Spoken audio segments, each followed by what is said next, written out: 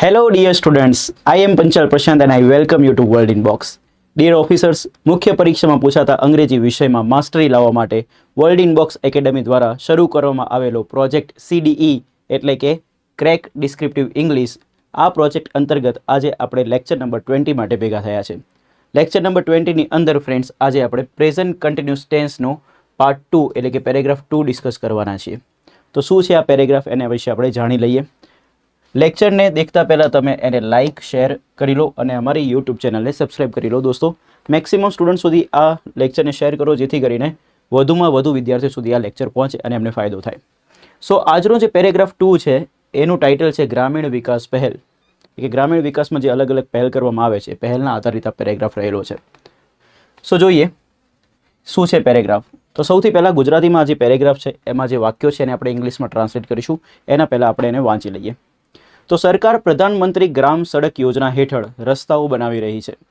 ગ્રામજનો સ્વરોજગાર અને કૌશલ્ય વિકાસ માટે તાલીમ મેળવી રહ્યા છે. સત્તાવાળાઓ ગ્રામીણ ઘરોને સ્વચ્છ પીવાનું પાણી પૂરું પાડી રહ્યા છે. મહિલાના સ્વસહાય જૂથો આવક ઉત્પન્ન કરતી પ્રવૃત્તિઓનો વિસ્તાર કરી રહ્યા છે. ઘણા NGO દૂરના વિસ્તારોમાં ટકાઉ ખેતી પદ્ધતિઓને ટેકો આપી રહ્યા છે. આ પેરેગ્રાફ છે, આને આપણે ગુજરાતીમાંથી અંગ્રેજીમાં ટ્રાન્સલેટ કરવાનો છે. સૌથી પહેલાં ટાઇટલ જોઈ લઈએ, ગ્રામીણ વિકાસ પહેલ. આને આપણે ઇંગ્લિશમાં ટ્રાન્સલેટ કરીએ તો સમજો. પહેલ એક નામ છે. પહેલ કઈ તો ગ્રામીણ વિકાસવાળી. તો આ બંને શબ્દ જે છે આ પહેલના શું છે? વિશેષણ છે. હવે આટલા લેક્ચર્સ જોયા પછી તમને યાદ જ હશે કે ગુજરાતીમાં લખેલું વિશેષણ અને નામ ઇંગ્લિશમાં સીધે સીધું લખાય. જે બી પહેલ હોય ને દોસ્તો એને ઇંગ્લિશમાં કહેવાય ઇનિશિયેટિવ. શું કહેવાશે? ઇનિશિયેટિવ. ગ્રામીણ વિકાસ, ગ્રામીણને કહેવાય રૂરલ, RURAL, અને વિકાસને કહેવાય દોસ્તો ડેવલપમેન્ટ. તો આપણું જે ટાઇટલ છે એને એક લાઇનમાં બોલવું હોય તો આવી રીતે બોલાય, રૂરલ ડેવલપમેન્ટ ઇનિશિયેટિવ. શું? રૂરલ ડેવલપમેન્ટ ઇનિશિયેટિવ, જેમાં પહેલનું ઇંગ્લિશ શું છે? ઇનિશિયેટિવ. ગ્રામીણ વિકાસ એટલે કે રૂરલ ડેવલપમેન્ટ. ક્લિયર છે? હવે આ જે પેરેગ્રાફ છે એ કયા કાળમાં છે એને આપણે સમજવું પડશે. તો ફ્રેન્ડ્સ, આપણા માઇન્ડમાં જે ગુજરાતીમાં થોટ આવે છે એનાથી આપણે એક વાક્ય ફ્રેમ કરીએ છીએ. તો ગુજરાતીમાં જે વાક્ય ફ્રેમ થાય છે કયા કાળનું છે એ આપણને ખબર પડતી હોવી જોઈએ. જેમ કે આ જે 5 વાક્યો છે એમાં તમે ધ્યાનથી દેખો, અહીંયા લખ્યું છે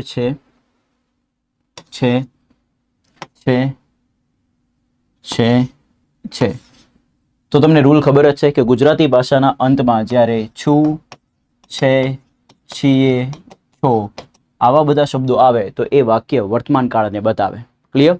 હવે આ વર્તમાન કાળમાં કેવી ક્રિયા છે એને સમજવાનું છે. તો રસ્તાઓ બનાવી રહી છે, તાલીમ મેળવી રહ્યા છે, પીવાનું પાણી પૂરું પાડી રહ્યા છે, વિસ્તાર કરી રહ્યા છે, ટેકો આપી રહ્યા છે. તો તમે દરેક વખતે દેખશો તો તમને કંઈક આવા શબ્દ દેખાશે, રહી, રહ્યા. તો ગુજરાતી ભાષાના ક્રિયાની જોડે જ્યારે રહી, રહ્યા, રહ્યો આવા બધા શબ્દો લખેલા હોય તો ફ્રેન્ડ્સ એ ક્રિયા ચાલુ થાય. શું થાય? ચાલુ. અને છું, છે, છીએ એટલે કયો કાળ થાય? વર્તમાન કાળ. તો આ બંને શબ્દને જ્યારે ભેગા કરીએ તો આપણા માટે કાળ રેડી થઈ જાય જેને કહેવાય ચાલુ વર્તમાન કાળ. તો કહેવાનું ઇન્ટેન્શન શું છે કે આ 5 વાક્યો ધરાવતો જે પેરેગ્રાફ છે એ એક જ કાળના બેઝ ઉપર છે. એ છે ચાલુ વર્તમાન કાળ, જેને ઇંગ્લિશમાં કહેવાય પ્રેઝન્ટ કન્ટિન્યુઅસ ટેન્સ. ડન? તો જો આ 5 વાક્યોને મારે ઇંગ્લિશમાં લખવા હોય તો ચાલુ વર્તમાન કાળની વાક્યરચના આપણને આવડતી હોવી જોઈએ.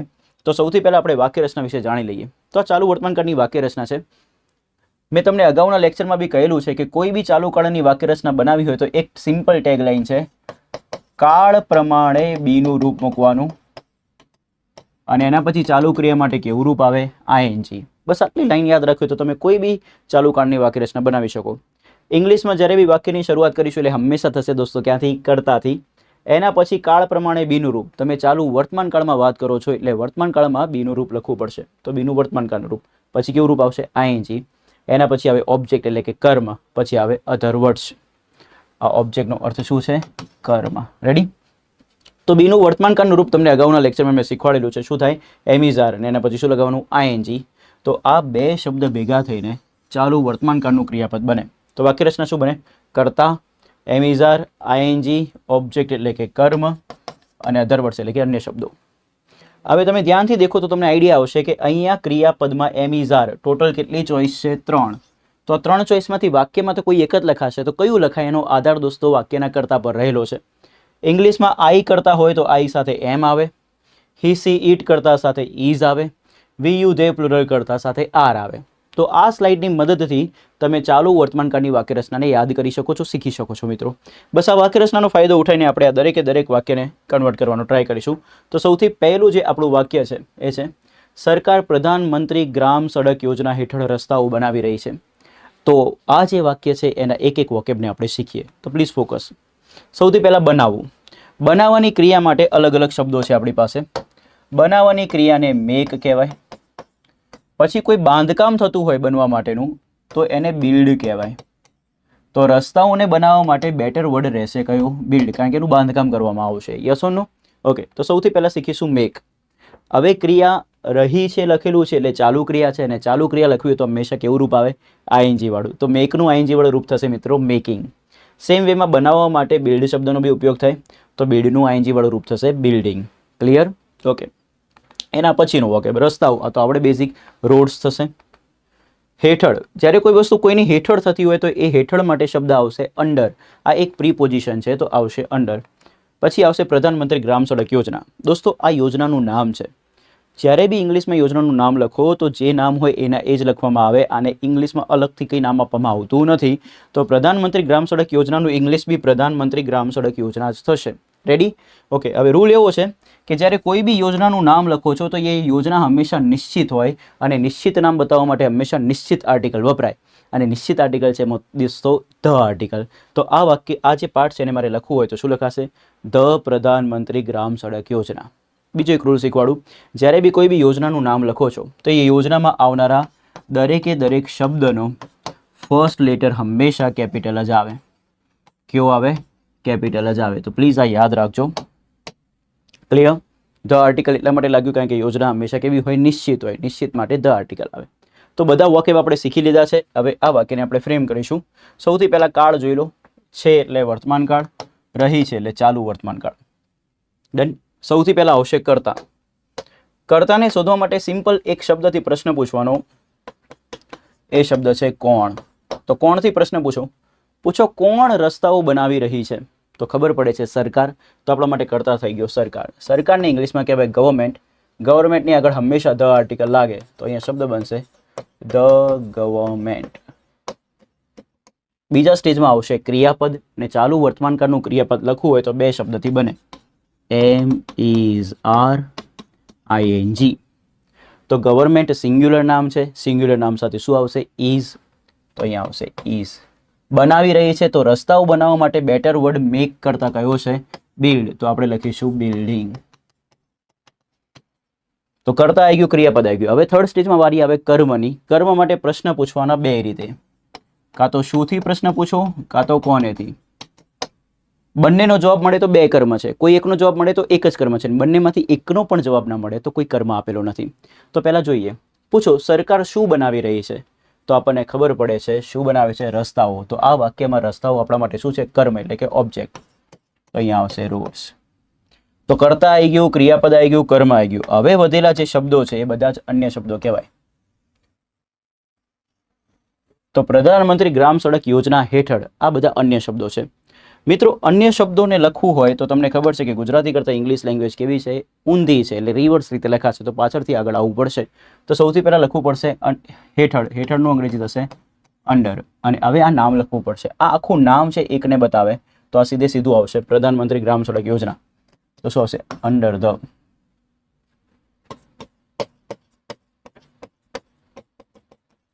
પ્રધાનમંત્રી ગ્રામ સડક યોજના. રેડી?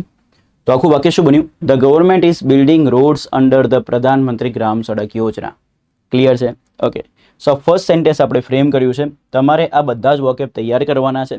તૈયાર કરીને પછી ફરીથી જાતે બનાવવાનો આ ટ્રાય કરવાનો છે. ક્લિયર? આમાં સારો શબ્દ શું હતો કે જ્યારે કોઈ વસ્તુનું બાંધકામ થતું હોય એને બનાવવા માટેની વાત કરીએ તો ક્રિયાપદ કયું લખવું સારું છે? બિલ્ડ. તો નેક્સ્ટ સેન્ટેન્સ તરફ આગળ વધીએ મિત્રો. ગ્રામજનો સ્વરોજગાર અને કૌશલ્ય વિકાસ માટે તાલીમ મેળવી રહ્યા છે. તો સૌથી પહેલાં વોકેબ શીખીએ. તો વોકેબમાં છે સૌથી પહેલાં ગ્રામજનો. ગ્રામ હોય ને ગામ, એને કહેવાય વિલેજ, અને ગામમાં રહેનારા લોકોને કહેવાય ગ્રામજનો. તો વિલેજ પરથી નામ પડે વિલેજર્સ. શું નામ પડે? વિલેજર્સ. તો ગ્રામજનોનું અંગ્રેજી થયું વિલેજર્સ. ક્રિયા કઈ છે? મેળવવું. તો મેળવવાની ક્રિયા માટે આપણે ઘણા બધા શબ્દ છે. એક શબ્દ આપણે જોઈએ છે વારે ઘડીએ રોજ, એ છે કયું? રિસીવ. તો મેળવવા માટે રિસીવ આવશે. બીજું મેળવવા માટે એક બીજો બી શબ્દ લખી શકાય, ગેટ. ડન. રહ્યા છે તો રહી રહ્યા, રહ્યું આવે એટલે ક્રિયા ચાલુ છે, તો આપણને આઈએનજી વાળા રૂપની જરૂર પડશે. તો રિસીવનું આઈએનજી થશે રિસીવિંગ અને ગેટનું આઈએનજી થશે ગેટિંગ.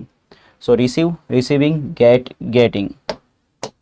એના પછી તાલીમ. તાલીમને તો આપણને બધાને ખબર જ છે, શું કહેવાય? ટ્રેનિંગ.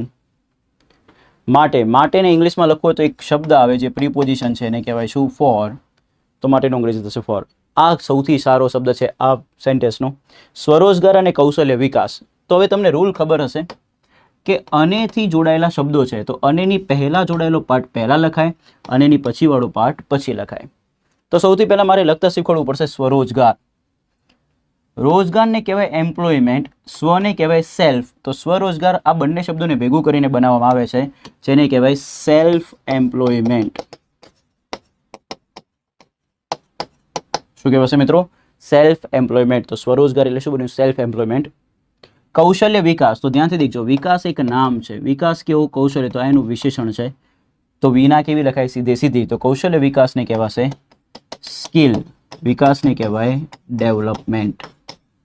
તો આ બંને શબ્દને ભેગા કરીએ તો આપણા માટે આ લખવું તો લખી શકાય. અને એને ઇંગ્લિશમાં કહેવાશે એન્ડ. તો સ્વરોજગાર અને કૌશલ્ય વિકાસ આખાનું ઇંગ્લિશ થશે self employment and skill development. ઠીક છે? તો પ્લીઝ સમજો, self employment and skill development. તો જરૂરી વોકેબ શીખી લીધા. હવે વાક્યને ફ્રેમ કરીશું. તમારે સૌથી પહેલાં કામ શું કરવાનું છે? તમે વિડીયો પોઝ કરો અને કમેન્ટ સેક્શનમાં આ આખા વાક્યનું ઇંગ્લિશમાં કમેન્ટ કરીને બતાવો કે આ વાક્યનું ઇંગ્લિશ શું બની શકે. Come on, pause this video and frame this sentence friends. કમેન્ટમાં બધાના જવાબ આવવા જોઈએ.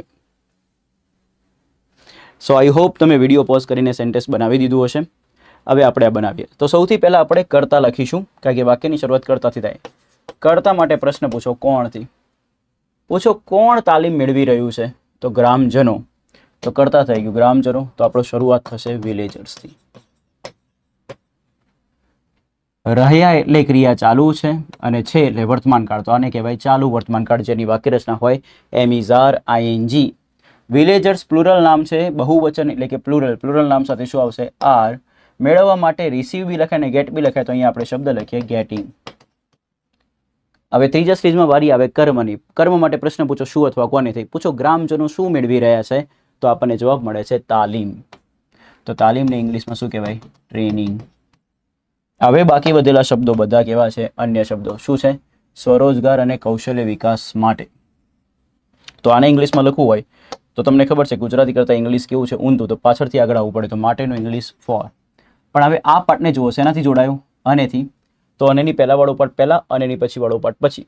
તો આટલો પાર્ટ હવે લખવાનો છે, સ્વરોજગાર અને કૌશલ્ય વિકાસ. તો એ મેં તમને લખતા શીખવાડી દીધું. શું બને? Self employment and skill development. This is E. હા, તો આખું વાક્ય બન્યું villagers are getting training for self employment and skill development. Clear છે? એમ્પ્લોયમેન્ટનો સ્પેલિંગ ખાસ દેખજો, EMPLOYMENT, એમ્પ્લોયમેન્ટ. ક્લિયર?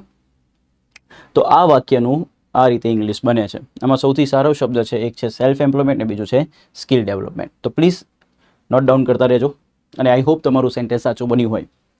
નેક્સ્ટ, સત્તાવાળાઓ ગ્રામીણ ઘરોને સ્વચ્છ પીવાનું પાણી પૂરું પાડી રહ્યા છે. ઓકે, તો પહેલાં વોકેબ સત્તાવાળો. જેની જોડે સત્તા હોય ને એની જોડે કહેવાય કે ઓથોરિટી છે. ડન. તો સત્તા એટલે કે ઓથોરિટી. ઓથોરિટી જેની પાસે હોય એને શું કહેવાય? સત્તાવાળાઓ. તો ઓથોરિટી પરથી શબ્દ બને ઓથોરિટીઝ. શું બને? ઓથોરિટીઝ. નેક્સ્ટ, પૂરું પાડવું. પૂરું પાડવાની ક્રિયાને કહેવાય પ્રોવાઈડ કરવું. રેડી?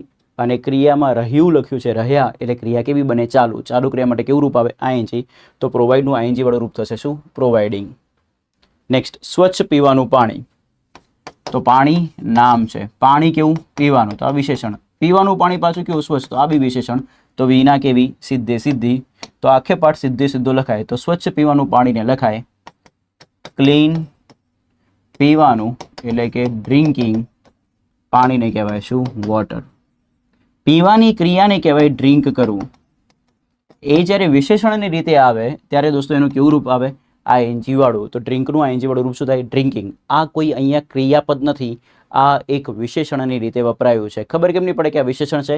કારણ કે આ પાણી નામની વિશેષતા બતાવે છે. યસોનો કયા નામની વિશેષતા બતાવે? પાણી જે નામ છે એની વિશેષતા બતાવે. કોણ? પીવાનું. ડન. તો સ્વચ્છ પીવાનું પાણીને ઇંગ્લિશમાં શું કહેવાય? Clean drinking water. Next friends, special note આપણે શીખવાની છે. જ્યારે બી ઇંગ્લિશમાં પૂરું પાડવા માટે પ્રોવાઈડ શબ્દ લખીએ છીએ તો જેને પ્રોવાઈડ કરવામાં આવતું હશે, જેને પૂરું પાડવામાં આવતું હશે એને દર્શાવતા પહેલાં એક ટુ પ્રિપોઝિશન આવે. તો પ્લીઝ યાદ રાખજો, જેને પૂરું પાડવામાં આવતું હોય તેને દર્શાવવા માટે કયું પ્રિપોઝિશન આવે? ટુ. ગ્રામીણ ઘરોને, તો ઘર નામ છે, ગ્રામીણ એનું વિશેષણ છે, તો વિના કેવી સીધે સીધી. ગ્રામીણ ઘરોને લખવું હોય તો લખાય રૂરલ. ઘર માટે હાઉસ બી લખાય, ઘરો હોય તો હાઉસીસ બી લખી શકાય. અહીંયા એના કરતાં બી બેટર વર્ડ લખવો હોય તો લખાય હાઉસ હોલ્ડ. હાઉસ હોલ્ડ એટલે કે ઘર, પણ અહીંયા ઘરોની વાત છે તો શું લખાય? House holds. રેડી? તો ગ્રામીણ ઘરોને લખવું હોય તો શું લખાય? Rural house holds. તો પ્લીઝ ધ્યાન આપજો. ડન. હવે અહીંયા નેનું ઇંગ્લિશ ઓફ ના થાય, અહીંયા શું થાય? ટુ. ટુ કેમ આવ્યું? કારણ કે સ્વચ્છ પીવાનું પાણી કોને મળવાનું છે? ગ્રામીણ ઘરોને. તો જેને મળવાનું એને દર્શાવતા પહેલાં શું આવે? To. Rural house holds. Please યાદ રાખજો. હાઉસ હોલ્ડ્સ ના રાખવું હોય તો બીજું બી લખાય શું? હાઉસીસ. સો જરૂરી વાક્ય શીખી લીધા છે. Now we are going to frame the sentence. So rule તમને ખબર છે, સૌથી પહેલાં તમારે વાક્ય બનાવવાનું અને કમેન્ટમાં કમેન્ટ કરીને જણાવવાનું. તમે કમેન્ટ કરશો તો જ મને આઈડિયા આવશે દોસ્તો કે તમને લેક્ચરમાં ખબર પડે છે કે નહીં, તમે સેન્ટેન્સ સાથે ફ્રેમ કરી શકો છો કે નહીં. તો જેટલા બી વિદ્યાર્થી મિત્રો આ લેક્ચર દેખી રહ્યા હોય એમને એઝ અ બ્રધર એક હમ્બલ રિક્વેસ્ટ છે કે પ્લીઝ તમે કમેન્ટ સેક્શનમાં આનો આન્સર કમેન્ટ કરીને બતાવો કે તમે શું આન્સર બનાવતા. સો આઈ હોપ તમે વિડીયો પોઝ કરીને સેન્ટેન્સ બનાવી દીધું હશે અને કમેન્ટ બી કરી લીધી હશે. તો હવે આપણે આને બનાવીએ. ધ્યાન આપજો. સૌથી પહેલાં કર્તા શોધવો પડશે. કર્તા માટે પ્રશ્ન પૂછવો પડે કોણથી. પૂછો કોણ સ્વચ્છ પીવાનું પાણી પૂરું પાડી રહ્યું હશે? તો સત્તાવાળાઓ. તો કર્તા થઈ ગયો સત્તાવાળાઓ. સત્તાવાળાઓને શું કહેવાશે? ઓથોરિટીઝ. રહ્યા છે, રહ્યા એટલે ચાલુ ક્રિયા છે એટલે વર્તમાન કાળ તો બન્યું કયું? ચાલુ વર્તમાન કાળ. જેની વાક્ય રચના હોય એમ ઇઝ આર આઈએનજી. હવે એમ ઇઝ આરમાંથી શું આવે? કર્તા પરથી નક્કી થાય. કર્તા કોણ છે? ઓથોરિટીઝ. કેવું નામ છે? પ્લુરલ. પ્લુરલ નામ સાથે મિત્રો શું આવે? આર. તો અહીંયા આવશે આર. પૂરું પાડવાની ક્રિયાને કહેવાય શું કરવું? પ્રોવાઈડ. તો પ્રોવાઈડનું આઈએનજી વાળું રૂપ શું થાય? પ્રોવાઈડિંગ. તો ઓથોરિટીઝ આર પ્રોવાઈડિંગ. કર્તા આવી ગયું, ક્રિયાપદ આવી ગઈ, હવે વારી આવે કર્મની. કર્મ માટે પ્રશ્ન પૂછો શું અથવા કોનેથી. પૂછો સત્તાવાળાઓ શું પૂરું પાડી રહ્યા હશે? તો જવાબ મળે છે સ્વચ્છ પીવાનું પાણી. તો હવે એને મારે લખવું હોય તો તમને આવડે છે ક્લીન ડ્રિંકિંગ વોટર. હવે મોસ્ટ ઇમ્પોર્ટન્ટ રૂલ યાદ રાખવાનો, પ્રોવાઈડ ક્રિયાપદ લખેલું હોય તો જેને પૂરું પાડવામાં આવતું હશે એને લખતા પહેલાં ટુ પ્રિપોઝિશન આવશે. તો સ્વચ્છ પીવાનું પાણી કોને પૂરું પાડવામાં આવે છે? તો ગ્રામીણ ઘરોને. તો એ કેસમાં આ નેનું અંગ્રેજી શું થશે? ટુ. તો ફ્રેન્ડ્સ અહીંયા આવશે ટુ અને પછી ગ્રામીણ ઘરોને લખવું હોય તો લખી શકાય rural house holds. House holds ના લખવું હોય તો હાઉસીસ બી લખી શકાય. આ RURAL છે. હા, RURAL. પ્લીઝ સમજતા રહેજો. સો મને એવો વિશ્વાસ છે કે તમે કમેન્ટમાં જે બી મને આન્સર કહ્યો હશે, લખીને બતાવ્યો હશે, એ તમારો આન્સર સાચો જ હશે. ડન. સો આખું વાક્ય શું બન્યું? Authorities are providing clean drinking water to rural house holds. અને પછીના વાક્ય તરફ આગળ વધીશું મિત્રો. મહિલાના સ્વસહાય જૂથો આવક ઉત્પન્ન કરતી પ્રવૃત્તિઓનો વિસ્તાર કરી રહ્યા છે. ઓકે, તો સૌથી પહેલાં સ્વસહાય જૂથો. દેખો, જૂથો એક નામ છે. જૂથો કેવા? સ્વસહાયવાળા. તો આ એનું શું છે? વિશેષણ. વિના કેવી? સીધે સીધી. હમણાં સ્વરોજગાર આવ્યું હતું તો સ્વ શબ્દનો ઇંગ્લિશ થાય સેલ્ફ. સહાય એટલે કે હેલ્પ. જૂથો એટલે કે ગ્રુપ્સ. તો સેલ્ફ હેલ્પ ગ્રુપ્સ તમે SHG ના નામે બી જાણતા હશો. અહીંયા આ ચિહ્ન મૂકીશું. જ્યારે બે શબ્દની વચ્ચે જે તમે ચિહ્ન મૂકો છો જે તમને ડેશ જેવું લાગે છે, એકચ્યુઅલીમાં ડેશ નથી, એને હાઇફન કહેવાય. શું કહેવાય? હાઇફન. અને હાઇફનથી જ્યારે બે શબ્દ ભેગા થઈને એક નામ બનાવે ને એને સંયુક્ત નામ કહેવાય. કેવું નામ કહેવાય? સંયુક્ત નામ. યસ ઓર નો? સંયુક્ત નામને ઇંગ્લિશમાં કહેવાય કમ્પાઉન્ડ નાઉન. સંયુક્ત એટલે કે કમ્પાઉન્ડ, નામને શું કહેવાય? નાઉન. અહીંયા બેઝિકલી વિશેષણની રીતે છે. તો કહેવાનો અર્થ શું છે કે આ જે છે એ શું છે આપણા માટે? હાઇફન. કદાચ તમને એક્ઝામમાં પૂછાય તો યાદ રાખજો, કામનું છે. તો સ્વસહાય જૂથોનું ઇંગ્લિશ શું થયું? Self help groups. મહિલા, તો કઈ ગ્રુપ એક મહિલાનું ના હોય, એકથી વધુ મહિલાનું હોય. તો એકથી વધુ મહિલા હોય તો એના માટે શબ્દ આવે વુમેન. એક જ મહિલા હોય તો એના માટે શબ્દ આવે woman. Woman, women, woman, women. આવું પ્રોનાઉન્સિએશનમાં ફરક છે થોડો. તો વુમેન. તો અહીંયા મહિલા એટલે મહિલાઓનો સેન્સ છે, બાય ડિફોલ્ટ તો વુમેન આવશે. હવે દોસ્તો એક આખો શબ્દ લખતા શીખો છો, મહિલાના સ્વસહાય જૂથો. તો ફ્રેન્ડ્સ તમને ખબર છે રૂલ, વચ્ચે કોણ આવ્યું? ના. આ બાજુ બી નામ છે, આ બાજુ બી નામ છે. નામ અને વચ્ચે નો ના નીનું ને હોય ને પાછું નામ હોય તો એ કેસમાં આ નો ના નીનું નેનું અંગ્રેજી ઓફ થાય. અને ગુજરાતી કરતાં ઇંગ્લિશ ભાષા કેવી છે? ઊંધી છે. તો પાછળથી આગળ આવવું પડે. આ આપણે CDEના ફર્સ્ટ લેક્ચરમાં જ્યારે બેઝિક રાઇટિંગ સ્કિલ્સ વિશે વાત કરી હતી એમાં શીખવાડેલો પોઈન્ટ છે. તો જે વિદ્યાર્થી મિત્રો વાઇલ્ડ કાર્ડ એન્ટ્રી મારીને ડાયરેક્ટલી આ વિડીયો જોવે છે એમને એક હમ્બલ રિક્વેસ્ટ છે, અત્યાર સુધી લીધેલા જે 19 લેક્ચર છે પહેલાં એને તમે એક એક કરીને જુઓ, એમાંથી શીખો. તો અત્યારે હું તમને જે વાત કહું છું તમે આરામથી સમજી શકશો. અને મને વિશ્વાસ છે કે તમે લોકો દરેકે દરેક વિડીયો જોઈને જ આ લેક્ચરમાં આવ્યા હશો. એવું ના કર્યું હોય તો પ્લીઝ કરજો. મહિલાના સ્વસહાય જૂથો, તો આને ઇંગ્લિશમાં લખો તો પાછળથી આગળ આવવું પડશે. તો સ્વસહાય જૂથોને શું કહેવાય? Self help groups. નો નાનીનું અંગ્રેજી ઓફ અને મહિલાનું અંગ્રેજી વુમેન. રેડી? તો આખું ઇંગ્લિશ શું થયું? Self help groups of women. હવે ફ્રેન્ડ્સ તમને બીજો એક નિયમ બતાવું. ગમે તેના જૂથો કે મહિલાના, તો મહિલાના, તો આ મહિલા જે છે એના જૂથો ઉપર શું બતાવે છે? માલિકી. તો એ કેસમાં નો નાનીનું ને માટે ઓફ ના લખવું હોય તો તમે એપોસ્ટ્રોફી S બી લખી શકો. But terms and condition apply. આગળ કોઈ વ્યક્તિનું નામ હોય, કોઈ દેશનું નામ હોય, કાં તો કોઈ મોટી ઓર્ગેનાઇઝેશનનું નામ હોય ત્યારે જ નો નાનીનું ને માટે એપોસ્ટ્રોફી S આવે. ક્લિયર છે? હવે એપોસ્ટ્રોફી S લગાવશો ને તો એ વસ્તુ સીધી લખાશે. તો આ જ વસ્તુ મારે એપોસ્ટ્રોફી S થી લખવી હોત તો આવું બનતું, વુમેન્સ સેલ્ફ હેલ્પ ગ્રુપ્સ. તો પ્લીઝ સમજતા રહેજો. તો મહિલાના સ્વસહાય જૂથો લખવાના કેટલા રસ્તા? બે. પહેલું self help groups of women, women self help groups. આ બીજો રસ્તો. તો જોઈ લો, self help groups of women, women self help groups. ઠીક છે? જૂથો છે એટલે ગ્રુપ્સ. ક્લિયર છે? બાકીના વોકેબ જોઈએ. વિસ્તાર કરવો. કોઈ બી વસ્તુને વિસ્તાર કરવાની ક્રિયાને કહેવાય એક્સપાન્ડ કરવું. ડન? રહ્યા છે એટલે ક્રિયા ચાલુ છે તો એક્સપાન્ડ ING વાળું રૂપ લખવું પડશે. શું બનશે? એક્સપાન્ડિંગ. આવક ઉત્પન્ન કરતી પ્રવૃત્તિઓ. ખૂબ સારો શબ્દ છે આ. આવા બધા શબ્દો મેન્સના પેપરમાં લખેલા હશે ને દોસ્તો તો તમને સારી એવી ઇમ્પેક્ટ તમે ક્રિએટ કરી શકશો એક્ઝામિનરની સામે. તો પ્લીઝ સમજો આને કઈ રીતે લખાય. આવક ઉત્પન્ન કરતી પ્રવૃત્તિઓ. તો પ્રવૃત્તિઓ એક નામ છે, ઉત્પન્ન કરતી એ એનું વિશેષણ છે અને આવક બી એનું વિશેષણ છે. તો વિના કેવી? સીધે સીધી. તો આ વસ્તુ સીધે સીધું લખવું હોય તો આપણને અંગ્રેજી આવડતું હોવું જોઈએ, વોકેબ આવડતા હોવું જોઈએ. તો આવકને કહેવાય ઇન્કમ. ડન? હવે કોઈ બી વસ્તુ ઉત્પન્ન કરનારી ક્રિયાને કહેવાય જનરેટ કરવું. શું કરવું? જનરેટ. પણ અહીંયા આ ઉત્પન્ન કરતી જે છે ને એ કોઈ ક્રિયાની રીતે નથી આવ્યું. એ કોની રીતે આવ્યું છે? વિશેષણની રીતે. ને હમણાં જ વાત થઈ કે ક્રિયાને જ્યારે વિશેષણની રીતે લખવું હોય અને એમાં ટોન ચાલુ હોય એવું બતાવવું હોય તો આપણે કેવું રૂપ લખવું પડે? ING વાળું. તો જનરેટમાં ING લગાવીશું તો નીકળી જશે. શું લાગશે? ING. તો શું બને? જનરેટિંગ. તો ઇન્કમ જનરેટિંગ. પ્રવૃત્તિઓનો તો અર્થ આપણને ખબર છે. પ્રવૃત્તિ એક હોય તો એક્ટિવિટી કહેવાય, એકથી વધુ હોય તો Y નીકળી જાય ને IES લાગે અને શબ્દ બને એક્ટિવિટીઝ. તો આખું ઇંગ્લિશ શું બને? તો ઇન્કમ જનરેટિંગ એક્ટિવિટીઝ. તો please look at the screen friends. Income generating activities. Clear છે? સો બધા વોકેબ જોઈ લીધા.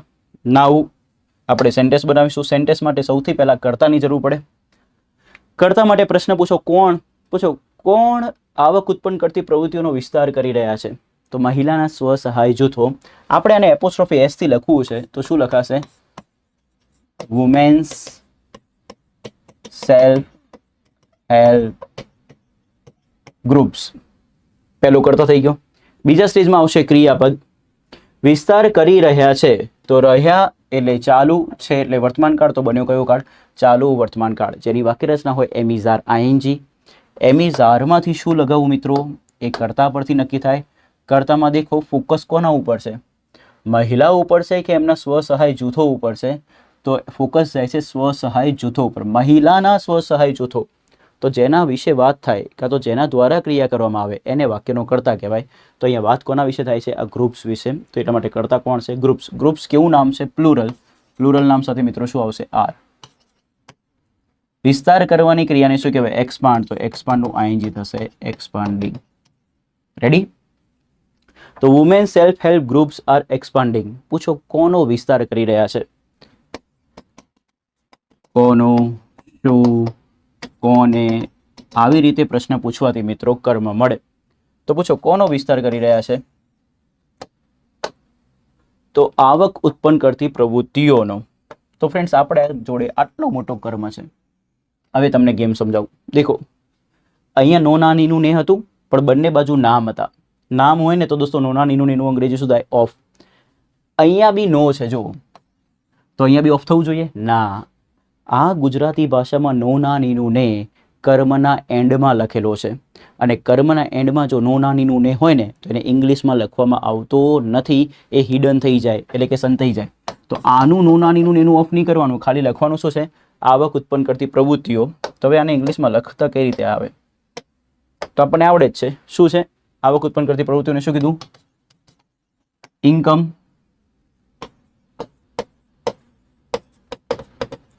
જનરેટિંગ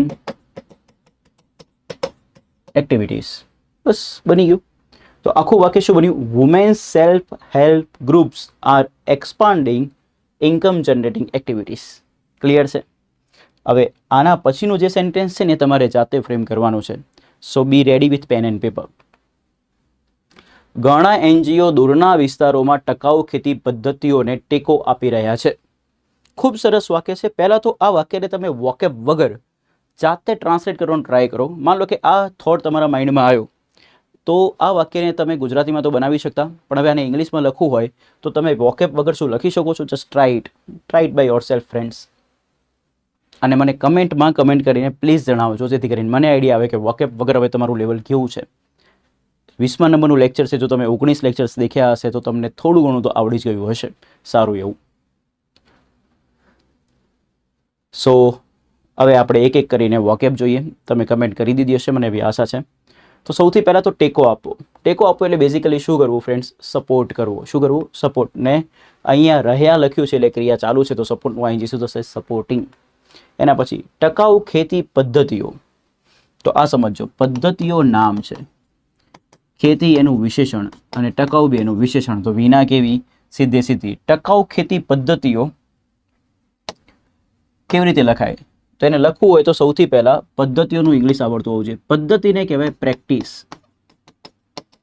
શું કહેવાય? પ્રેક્ટિસ. એકથી વધુ છે એટલે પ્રેક્ટિસિસ. ખેતી એટલે ફાર્મિંગ ને ટકાઉ એટલે સસ્ટેનેબલ. ટકાઉ કરવું એટલે ટકાવી રાખવું. ટકાવી રાખવાની ક્રિયાને કહેવાય સસ્ટેન કરવું. એ જ્યારે વિશેષણ બને ત્યારે સસ્ટેનમાંથી શબ્દ બને શું? સસ્ટેનેબલ. તો ટકાઉ ખેતી પદ્ધતિઓનું ઇંગ્લિશ થશે સસ્ટેનેબલ ફાર્મિંગ પ્રેક્ટિસિસ. ક્લિયર છે? ઓકે. સો આપણે સરસ મજાના વોકેબ જોઈ લીધા. Sustainable farming practices. ક્લિયર? એના પછી દૂરના વિસ્તારો. તો વિસ્તારો તો છે દૂરના, તો આ વિસ્તારો નામ છે. વિસ્તારો કેવા? દૂરના. તો એનું વિશેષણ છે વિના કેવી? સીધે સીધી. દૂરના વિસ્તારો માટે એક સ્પેશિયલ શબ્દ છે ઇંગ્લિશ લેંગ્વેજમાં જેને કહેવાય રિમોટ એરિયાસ. કહેવાય એરિયાસ? Remote areas. તો પ્લીઝ ધ્યાન આપજો. હવે મેં તમને વોકેબ આપી દીધા. હવે તમે વોકેબનો ઉપયોગ કરીને તમે વાક્ય ફ્રેમ કરી શકો છો. ચલો, જે વિદ્યાર્થી મિત્રોથી વોકેબ વગર વાક્ય ફ્રેમ નહોતું થયું એ વોકેબ આપ્યા પછી શું વાક્ય ફ્રેમ કરી શકે છે? Just take it as a challenge. ચેલેન્જની રીતે લો અને બનાવો. સો આઈ હોપ તમે વિડીયો પોઝ કરીને સેન્ટેન્સ ફ્રેમ કરી દીધું હશે. હવે આપણે આને બનાવીએ. સૌથી પહેલાં જરૂર કોની પડે? કર્તાની. કર્તા માટે પ્રશ્ન પૂછવો પડશે કોણથી. પૂછો કોણ પદ્ધતિઓને ટેકો આપી રહ્યા છે? તો ઘણા એનજીઓ. તો ઘણા એનજીઓ પહેલાં લખતા આવડતું હોવું જોઈએ. ઘણા માટે શબ્દ છે ઇંગ્લિશમાં મેની. હવે જ્યારે તમે ઘણા બોલો છો તો મેની પછી તમે જે બી નામ લખો ને એ બાય ડિફોલ્ટ પ્લુરલ નામ આવે, એટલે કે બહુવચન નામ આવે. તો ઘણા એનજીઓ લખવું હોય તો એને લખાશે મેની એનજીઓસ. હવે દેખજો, આ છે શોર્ટ ફોર્મ, એબ્રિવિએશનને શોર્ટ ફોર્મ કહેવાય. શોર્ટ ફોર્મ જ્યારે લખો છો તો એના દરેક લેટર કેપિટલ આવે. આખા શબ્દના જેટલા બી લેટર હોય ને કેપિટલ આવે. હવે એનું પ્લુરલ કરવું છે તો આ એસ આવી રીતે ના લખાય મિત્રો. આ એનજીઓ પછી એસ આવી રીતે નહીં આવે. ડન. જ્યારે તમે પ્લુરલ માટે લખો છો તો એનજીઓ કેપિટલમાં આવશે અને એના પછી જ્યારે પ્લુરલ માટે એસ લગાવશો તો એ સ્મોલ આવશે, એટલે કે સ્મોલ લેટરમાં આવે. તો એનજીઓસ આ રીતે લખાશે, આ રીતે લખાશે નહીં. તો ઘણા એનજીઓસ એટલે કે મેની એનજીઓસ. ક્રિયા કઈ છે? આપી રહ્યા છે. તો ક્રિયા ચાલુ છે. ટેકો આપવાની ક્રિયાને કહેવાય સપોર્ટ કરવું. અને ચાલુ ક્રિયા છે વર્તમાન કાળમાં, તો ચાલુ વર્તમાન કાળની વાક્ય રચના શું થાય? એમ ઇઝ આર આઈએનજી. કર્તાના સ્થાને કોણ છે? એનજીઓસ, જે પ્લુરલ નામ છે. પ્લુરલ નામ સાથે શું આવશે? આર. આર. ટેકો આપવાની ક્રિયાને શું કહેવાય? સપોર્ટ. તો સપોર્ટનું આઈએનજી શું થશે? સપોર્ટિંગ. તો મેની એનજીઓસ આર સપોર્ટિંગ. હવે વારી આવી કર્મની. થર્ડ સ્ટેજ હંમેશા કર્મનું હોય. કર્મ માટે પ્રશ્ન પૂછો શું અથવા કોનેથી. પૂછો ઘણા એનજીઓસ કોને ટેકો આપી રહ્યા છે? તો ખબર પડે છે ટકાઉ ખેતી પદ્ધતિઓને. તો આ આપણો છે કર્મ. કર્મના એન્ડમાં નો, ના, નીનું, ને લખેલું હોય તો એને ઇંગ્લિશમાં લખવામાં આવતું નથી, હિડન થઈ જાય છે. લાસ્ટ સેન્ટેન્સમાં બી વાત કરી હતી. તો ટકાઉ ખેતી પદ્ધતિઓ લખવાનું થશે. ટકાઉ ખેતી પદ્ધતિઓને કહેવાય સસ્ટેનેબલ ફાર્મિંગ પ્રેક્ટિસિસ. અને બાકીના વધેલા શબ્દોને શું કહેવાય? અન્ય શબ્દો. અન્ય શબ્દોને લખવું હોય તો દૂરના વિસ્તારોમાં ગુજરાતી કરતાં ઇંગ્લિશ ઊંધું છે તો પહેલાં પાછળથી આગળ આવવું પડશે. તો પહેલાં માનું ઇંગ્લિશ લખવું પડશે. માને ઇંગ્લિશમાં કહેવાશે મિત્રો ઇન. ઠીક છે. હવે વધ્યું દૂરના વિસ્તારો. દૂરના વિસ્તારોને કહેવાય રિમોટ એરિયાસ. ક્લિયર છે? તો આખું વાક્ય આવું બન્યું. Many NGOs are supporting sustainable farming practices in remote areas. મેં તમને આ વાક્ય ફ્રેમ કરવાનું કહ્યું. જો તમારાથી ફ્રેમ થઈ ગયું હોય સો ખૂબ સરસ વાત છે. ફ્રેમ ના થયું હોય તો ડિમોટિવેટ ના થતા. જેમ જેમ તમે પ્રેક્ટિસ કરતા જશો એમ એમ તમને આવડતું જશે. જસ્ટ તમારે જે પ્રોજેક્ટ સીડી આપણું ચાલે છે એમાં જેટલા બી વિડીયો સ્ટેપ બાય સ્ટેપ આવી રહ્યા છે, એક પછી એક આવી રહ્યા છે, એને તમારે દેખતું જવાનું અને મેક્સિમમ પ્રેક્ટિસ કરતું જવાનું. સીડીની એક સ્પેશિયલ નોટબુક બનાવજો મિત્રો. કારણ કે તમે જેટલા વોકેબ લખશો, જેટલી વસ્તુ ઇંગ્લિશમાં લખશો, એટલા જ પાવરફુલ તમે ઇંગ્લિશ સબ્જેક્ટમાં બનશો. એક સિમ્પલ રૂલ છે, જેને જેટલો સમય આપો ને એટલી વસ્તુ આવડે. તમે મેથ્સને જેટલો સમય આપો એટલું મેથ્સ આવડે, રિઝનિંગને જેટલો સમય આપો એટલું રિઝનિંગ આવડે, ગુજરાતીને જેટલો સમય આપો એટલું ગુજરાતીને આવે. તો ઇંગ્લિશ શીખવું હોય તો ઇંગ્લિશને બી તો સમય આપવો પડે ને મિત્રો. સો તમે મેક્સિમમ ટાઈમ આપતા રહેજો. ઇંગ્લિશમાં જે વીકનેસ છે ને એને આપણે સ્ટ્રેન્થ બનાવવાની છે. હવે દોસ્તો આ પ્રોજેક્ટ સીડીનો 20 લેક્ચર હતો. 20 લેક્ચર આપણે અહીંયા પૂરા કર્યા. તો તમારે મને કમેન્ટ સેક્શનમાં જણાવવાનું છે કે આ 20 લેક્ચરથી તમારા અંદર કઈ ઇમ્પ્રુવમેન્ટ છે. જો ઇમ્પ્રુવમેન્ટ હોય તો શું શું ઇમ્પ્રુવમેન્ટ છે તમારે મને કહેવાનું છે. અત્યારે બી તમને લેક્ચર જોયા પછી ઇંગ્લિશમાં લખવામાં શું શું તકલીફ પડે છે એ બી તમે મને કમેન્ટ સેક્શનમાં જણાવજો, તો આપણે એના પર બી કામ કરીશું. સો ફ્રેન્ડ્સ, આજનું લેક્ચર આપણે અહીં સુધી રાખીએ છીએ. Thank you very much for watching this video. મળીએ નેક્સ્ટ લેક્ચરમાં. Be happy, be healthy.